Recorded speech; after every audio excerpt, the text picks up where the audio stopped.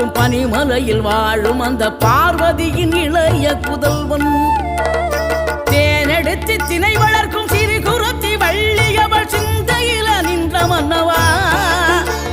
நீ நாடி வரும் பக்தர்களின் நாட்டம் அதை தனித்தருளும் ஞான குருநாதன் அல்லவா, ஞான குருநாதன் அல்லவா.